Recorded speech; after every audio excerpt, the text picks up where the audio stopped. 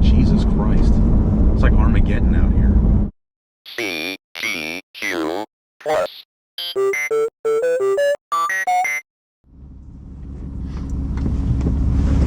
So I bought this GoPro camera. I don't really know why. I'm the last person that needs some kind of action camera, but I don't know, I just like cameras, I guess. And I just kind of figured that, you know, it's more versatile, right? Because it's small and you can mount it to anything. And one of the things I was thinking is that it would let me start making videos in the car. Just because this is at least a guaranteed 20 minutes alone twice a day. And you know, sometimes I get these ideas for things that I could do, you know, for like a flashback episode, just little things that, you know, something from my childhood that I was thinking about. And this is an example of that. So yesterday I'm at work and I went for a walk just to go get some coffee. And I saw this girl riding around on roller skates. Like not roller blades, like actual roller skates. And like I couldn't remember the last time I'd seen a pair of roller skates, you know. I mean, do roller rinks even exist anymore? I mean, even roller blades, you know, I feel like in the 90s, like everybody had roller blades. And now you hardly ever see them anymore, you know. I don't know, I think rollerblades are fun. I had a couple pairs of those, but anyway, it just reminded me of going to the roller rink when I was a kid, because we used to always go as a class trip, and it seemed like once a year or something you'd go to the roller rink, you know. And it wouldn't just be like your class, it would be like the whole grade. So like 3 or 4 like 6th grade classes or something would all go hit up the roller rink, you know. And they'd schedule it, you know, way ahead of time, right? And like the teacher would print out permission slips, you know. You'd have to take the permission slip home and like get your mom or dad to sign it, and then they'd have to like give you a check, you know, made out to your teacher or whatever for like whatever your share of the admission was, you know. And then on the, you know, the morning that you were going to school to go on the trip, you know, you'd hit your parents up for a little bit of cash, you know, so you'd have money for arcade games or you know, or the snack bar or whatever.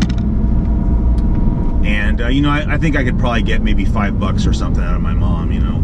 And you'd go to school and you'd go for like a half day or something, you know, and then maybe like after lunch or something, everybody would pile into buses and you'd go hit up the roller rink. And you know, I remember we would get there and you'd go in the front doors, and I mean, I can't speak for every roller rink, just the ones, and I think all the roller rinks around here were owned by the same company or whatever, you know. But you'd go in there, there'd be like this big long hallway that you'd wait in, because like the ticket counter or whatever was like at the end of the hallway, which I don't know why, but whatever. It's not like it snows here. But you know, finally you'd go through the door so that you were actually inside the roller rink. See, this is what I'm talking about. Every day I get stuck behind a freaking Prius. Annie's in the wrong lane. And you know, you'd get into the roller rink, and you know, the first thing you'd have to do is you'd go over to the counter where you'd get your skates, right? Because they had all those racks filled with all those pairs of skates that all looked the exact same. They were that brown leather, and they all had orange wheels, and they had a white stripe on the back with the size written, you know, printed in like, you know, black, like big black numbers, you know.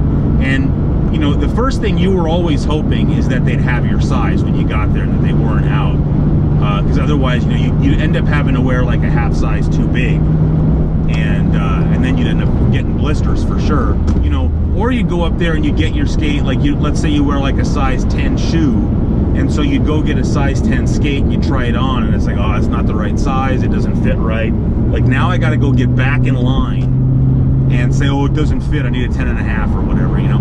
And then you'd finally get your skates, and you'd go find a bench and you'd sit down and put those on. And so now you got your shoes, and maybe you've got your backpack with you. And so then you'd have to go you'd go over to that big wall of lockers. There was that big wall of like tan lockers with those orange keys sticking out of them. You know, and you'd open the locker and you'd put in your stuff, and close the locker, and you'd have to put in a quarter. and then you could turn the orange key and take it out. You always tried to get that done quickly. That was like one of the reasons I would get upset if somehow you didn't have the right size skates, is you always wanted to get out on the floor before everybody was out there, because then you could actually kind of skate around a little bit and not have it be like Grand Central Station, you know. And so you get out there and you do a little bit of skating, and the floor would start to fill up, or maybe your feet would start to hurt, because none of us were good skaters, because I think for like 99% of the kids, that was the only time you ever went roller skating. And like I said, it's the only time I ever went roller skating. And so we weren't any good at it, and so you were like constantly tense while you were skating. At least your feet were. And so like you were like flexing every muscle in your foot. And so after a while it would start to hurt. Your feet might cramp up and you'd have to go get off. I just remember the two ways that you would stop when you were really bad at skating. You would like coast into that half wall, and you'd grab the top of the wall with your hands, and then your toes would like hit the bottom of the wall, and then you would just kind of try to walk off the floor. And then once you got like a little bit better at skating, you would just kind of coast off the floor onto the carpet, because as soon as your wheels hit that carpet, you would decelerate rapidly, but not so rapidly, hopefully, that you would fall over forward. The DJ would get on the PA system and just say, okay, everybody, now we're going to skate backwards. And then everybody had to turn around, because normally we went counterclockwise. So you got like really good at turning left. But then he'd say, okay, it's time to go backwards. And then everybody had to do a 180 and start skating clockwise. And so now you're constantly turning right. And that would be annoying, but that wouldn't be enough to get me off, get us to want to leave. But then the DJ would get on the PA, and he'd want you to play some dopey game. And it's funny, because I don't actually remember any of the games. But I just remember that any time the DJ fired up that PA system, as far as I was concerned, that was my cue to get off the floor. Maybe like before, like Street Fighter 2 and the other one-on-one fighting games sort of brought the arcades back from the dead a little bit. And a skating rink, I guess probably the same, whether it's ice or roller, was one of the best arcades in town. They would generally have a huge arcade section, and understandably, because you had a bunch of kids that you basically had captive for 3 hours, who were all running around with money in their pockets from their parents. So this would have been in like 1990, and that was the only time the first time and the only time that I ever saw a Nintendo Versus cabinet. It was either a Versus or a Play Choice 10, but I think it was a Versus cabinet. And I just remember, like, I didn't know what that was. I'd never heard of it. And it was running Super Mario Brothers.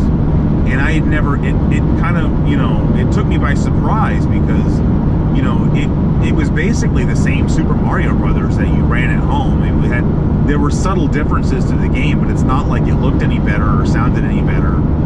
And but it was running on an arcade cabinet, so I just remember being like, whoa, what? And I think I remember even playing a game of it, just for the experience of playing Super Mario Brothers on an arcade cabinet. But we used to play a lot of arcade games, and one of the nice things about playing arcade games when you were a kid at the roller rink is that you're wearing roller skates, and so that made you like 3 inches taller, because of course arcade cabinets weren't really designed specifically for kids. The control panel was maybe up a little bit high, and the screen was up a little bit high, and so that extra 3 inches felt really nice. And that's what she said. And so we'd play a lot of arcade games, but then they also had a snack bar, right? So you didn't want to blow all your money on arcade games and then not be able to go to the snack bar, because they had all the kind of stuff you liked when you were a kid. I mean, they had like soda, and they'd have some kind of like Slurpee, icy slush puppy kind of thing, and slices of pizza, maybe hot dogs, popcorn. What I used to always want to get was nachos. Like, I still love like nachos, but with that gas station, like, comes in a gallon size can nacho cheese. Like, I couldn't even tell you the last time I got them, but maybe if I go to a baseball game or something, but I used to always get that, but that was going to run you like $2, and so maybe you had like $3 left for the arcade machines, and then once you were tapped out, you much just stuck watching your buddies play if they still had money. You know, and like I said, they'd have that DJ there who was probably like some 17 or 18-year-old kid. And, you know, because they were playing, you know, pop music the entire time. And at least at the skating rink that I would go to, the DJ booth was like right off of the skating floor, so that you could really only get to it by skating to it. Because you'd skate over there and you'd like lean into the doorway, and you know, you would try to get the DJ to play something. You know, you'd make a request. And I remember that same time, it was 7th grade, so like I said, it was probably like 1990. You know, he was playing stuff like Technotronic was popular at the time, like if you guys remember Pump Up the Jam. And you know, there was a lot of sort of that, I don't know what you call that kind of music really. You know, is that R&B or early hip-hop? It's not really hip-hop. It's like pop hip-hop, I don't know. But you know, like Boyz II Men and stuff like that, you know, like really radio-friendly type of hip-hop R&B. I just remember that we kept trying to get that DJ to play that Me So Horny song by 2 Live. I think wasn't it by 2 Live Crew? You know, they sampled the hooker from Full Metal Jacket saying Me So Horny. Of course the DJ he's like, oh yeah, I'll try, but he wasn't gonna try. I mean, he's not gonna play that for a rink full of kids. But you know, and then of course they'd have like the couple skate, you know, and then they'd play like some soft, like, you know, Janet Jackson song or something. Anyway, I don't know what else I have to say about going to the skating rink, but you know, I don't know, what was that, like 10 minutes? So that's kind of my point. Like, that doesn't really need to be a whole full-blown episode of Flashback, but you know, sometimes I just get the ideas to talk about little things like that, and then I forget about it before I get a chance to do it, because I just don't get that much time to be just sort of by myself or whatever. But you know, so maybe driving in the car to and from work might be a cool thing to do, to, you know, make use of that time by recording stuff like this. So that'll do it for this episode of, I don't know, Flashback Mini. And you guys have a nice evening and 3-day weekend, and I'll see you again soon.